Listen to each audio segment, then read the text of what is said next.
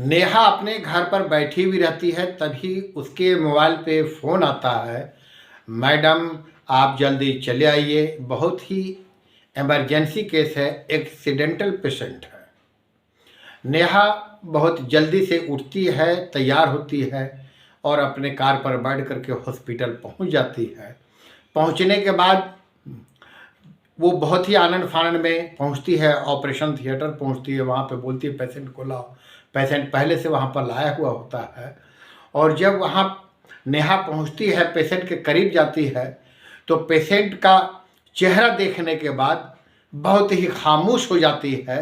कुछ देर के लिए खामोश हो जाती है और बहुत ही अकबकाहट में हो जाती है।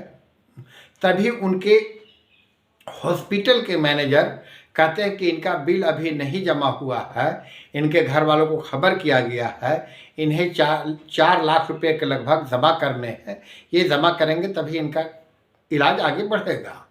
नेहा कहती हैं कि इनके घर वाले जब तक कि आएंगे ही पैसा जमा करेंगे, लेकिन उससे पहले इसका इलाज बहुत ही ज़रूरी है। अस्सलाम वालेकुम दोस्तों, मैं मोहम्मद मुख्तार अंसारी आप लोगों के बीच इस्लामिक सफ़र में हाजिर हूँ। एक सच्ची घटना को लेकर, बहुत ही रोचक घटना है, आप इस कहानी को आप सुनिए। नेहा जब वो ऑपरेशन थिएटर पर पहुँचती है और जब वो देखती है कि उस पेशेंट का चेहरा, तो वो कोई और नहीं, उनका पति थे, जो आज से 5 साल पहले दोनों में इख्तलाफ हो जाने के बाद वो दोनों अलग अलग रहना शुरू कर दिए थे। होता यूँ है, कहानी का स्टार्ट हम आपको बतलाते हैं। कुछ दिन पहले दोनों को शादी ब्याह हो गया, रीति रिवाज के अनुसार शादी विवाह हुआ। लड़के का नाम सूरज राजपूत और लड़की नेहा। नेहा जो है पढ़ने लिखने में बहुत ही तेज थी। सूरज राजपूत भी पढ़ने लिखने में बहुत तेज था। बहुत ही दोनों खूबसूरत थे, बहुत अच्छे सुशील मिजाज के थे। रिश्ता कायम हो जाता है, शादी विवाह हो जाता है, एक जगह लोग रहने लगते हैं। इसी बीच में छोटी छोटी बातों में नेहा और सूरज के बीच लड़ाई झगड़ा बढ़ना शुरू हो गया।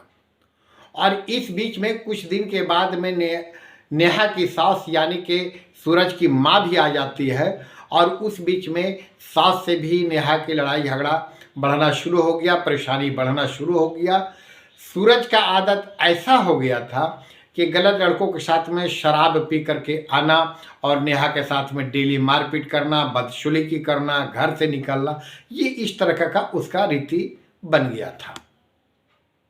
इस बीच में दोनों में बात नहीं जमी और बात यहाँ तक आ गया कि दोनों में बैठकर डाइवोर्स तक की बात हो गया। दोनों अपने अपने रास्ते इख्तियार कर लिए, यानी कि दोनों के बीच तलाक हो गया। नेहा अपने नैहर चली आती है। उनके पिता अच्छे खासे पैसे वाले थे, उन्होंने पढ़ाने के बाद में नेहा MBBS करती है। MBBS के बाद में वो एक छोटा सा अपना हॉस्पिटल खोलती है, जिस हॉस्पिटल की अभी बात मैं कर रहा था। उधर सूरज नेहा को आने के बाद में शराब पीने का और उसे लत लग जाता है, शराब पीना और शुरू कर देता है। यहाँ तक कि उसके घर वाले भी उसे अलग कर देते हैं। वो अलग होकर के भी और परेशान होने लग जाता है और परेशानी के हालत में उसे अपना पुराना दिन याद आता है। पुराना दिन याद आने के बाद उसे लगता है कि मैंने कहीं ना कहीं गलत किया, अपनी बीवी को, अपनी पत्नी को मैंने छोड़कर भगाकर बहुत ही गलत किया। एक दिन का वक्त होता है कि वो अपनी कार से नेहा के घर पहुंचता है। नेहा घर पर उस वक्त अकेली थी। दरवाजे की घंटी बजाता है, बेल बजाता है। नेहा जैसे दरवाज़ा खोलती है, देखकर हक्का बक्का रह जाती है। वो कोई और नहीं, उसी का पति सूरज होता है। वो अंदर बैठाती है, अंदर बैठाने के बाद पानी ला करके देती है पीने के लिए, चाय बना करके लाती है और उसे कहती है कि आप आए हैं यहाँ पर, आप चाय पी लिए, पानी पी लिए हैं, अब आप यहाँ से फ़ौरन चले जाइए। मेरे माता पिता भी घर पर नहीं हैं, वो आ जाएंगे तो अच्छी बात नहीं होगी, आप चले जाइए। सूरज बहुत ही मनाने की प्रयास करता है। सूरज का कहना था कि हम लोगों के बीच जो हुआ उसे भूल जाइए और हम लोग दोनों अब एक साथ रह ले। नेहा कहती है कि मैं इस पर किसी तरह से कोई बात नहीं करूंगी, आप यहां से चले जाइए। वहां से सूरज निकलता है और निकल करके किसी जगह पर शराब पीता है। शराब पीने के बाद में वो गाड़ी से जा रहा होता है और इसी बीच में वो एक्सीडेंट कर जाता है। जब हॉस्पिटल में नेहा उसे देखती है, देखने के बाद में इलाज के बाद करने लगती है, हॉस्पिटल वाले भी चौंक जाते हैं कि आखिर ये कौन पेशेंट है। बिल नहीं जमा हुआ है, फिर भी डॉक्टर मैडम, नेहा मैडम कह रहे हैं कि इसका इलाज पहले ज़रूरी है। धीरे धीरे लगभग सभी लोगों को मालूम हो गया कि ये सूरज कोई और नहीं, इनका पति है। बाहर से और डॉक्टर को बुलाया जाता है, उनका ऑपरेशन करवाया जाता है, इलाज हो जाता है। 3 से 4 दिन के बाद वो बोलने के लायक हो जाते हैं, खड़ा होने के लायक हो जाते हैं।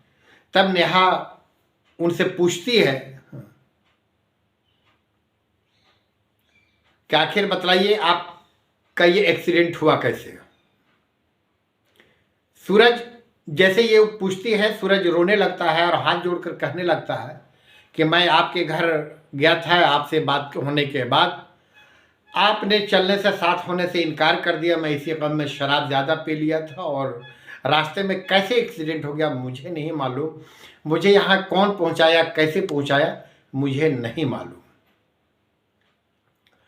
नेहा फिर कहती कि ठीक है, आप अभी पूरा ठीक होइए, अभी आपको पूरा ठीक होने में महीनों का समय है, क्योंकि पैर फ्रैक्चर हो गया है, हाथ फ्रैक्चर हो गया, सर में चोट है। आप अभी इत्मीनान से यहाँ पर ठीक होइए। कुछ दिन बीत जाता है, यानी कि लगभग उस सूरज ठीक हो चुका होता है। अब वहाँ से उन्हें डिस्चार्ज किया जाना था, छुट्टी दिया जाना था। उसी बीच नेहा अपने चैम्बर में बैठी होती है और सूरज उनके चैम्बर में पहुँचता है। पहुँचकर फिर वो अपना पुरानी बात को याद दिलाने लगता है, हाथ जोड़ करके माफ़ी मांगता है, कहता है कि हमसे जो गलती हुई उसे आप भूल जाइए और हम लोग फिर चलिए अब एक साथ रहेंगे, क्योंकि माँ बाप भी मुझे अलग कर दिए, मैं अलग रह रहा हूँ, मैं तन्हा रह रहा हूँ, मेरा जीवन साथी कोई नहीं है। अब आप अगर नहीं चलेंगे, मैं अकेले अब नहीं रह पाऊँगा। लेकिन नेहा उसकी बातों को सिर्फ एक ही लाइन में जवाब देती है, आप उसी दिन मेरे लिए अलग हो गए थे जिस दिन आप अपने घर से मुझे धक्का मार कर निकाल दिए थे। मेरे पेट में आपका 2 से ढाई महीने का बच्चा पल रहा था, आपने लात मारा, वो मेरा बच्चा ख़राब हो गया। उसी दिन आप हमसे अलग हो गए थे जिस दिन आपकी माँ मुझे हाथ पकड़ के घर से बाहर निकाल रही थी, आप देखते रह गए थे। आप उसी दिन हमसे अलग हो गए थे जिस दिन आपने मुझे कहा कि मेरा घर छोड़ करके चली जाओ और मुझे घर से बाहर निकाल दिए। मैं अपने मायके अपने पिता के घर चली आई, आप उसी दिन हमसे अलग हो गए। लेकिन सूरज एक ही बात का राग अलाप रहा था कि नहीं, आप माफ़ कर दीजिए, आप माफ़ कर दीजिए, हम लोग एक हो जाइए, हम फिर जीवन साथी बनने के लिए तैयार हैं, पुराने जीवन साथी की तरह रहेंगे। जो भी अब गलतियाँ हुई अब वो नहीं दोहराई जाएगी। लेकिन नेहा वही जवाब देते हुए अपने कमरे से, अपने चैम्बर से उठती है और वो वहाँ से निकल जाती है। निकल कर वो चली जाती है और सूरज खड़ा होकर फटी आंखों से देखता रह जाता है। दोस्तों, ये वाक़या चंडीगढ़ का है, पंजाब चंडीगढ़ का था।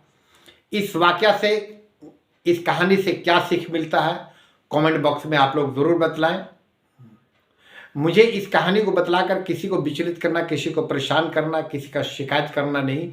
मैं सिर्फ इस कहानी को इस गरज से, इस अंदाज में बतलाना चाहा कि समाज में जो बीमारी फैली हुई है, छोड़ छाड़ का मामला जो बना हुआ है, घर बर्बाद होते हैं, आखिर जाकर वो घर का कितना नुकसान होता है, मैं इस चीज़ को समझने के लिए इस कहानी को बतलाया। मेरे दोस्तों, इस कहानी से जो भी आपने सीखा कमेंट बॉक्स में ज़रूर बतलाएंगे। फिर मिलेंगे अगले वीडियो में, तब तक के लिए आप अपना ख्याल रखें। वीडियो अच्छा लगा हो, कहानी अच्छा लगा हो तो वीडियो आप सब्सक्राइब करें, बेल आइकन को दबा दें, ताकि मैं जो भी वीडियो अपलोड करूं वो आप तक के उसका नोटिफिकेशन पहुंच जाए। फिर मिलेंगे अगले वीडियो में, तब तक के लिए खुदा हाफिज़।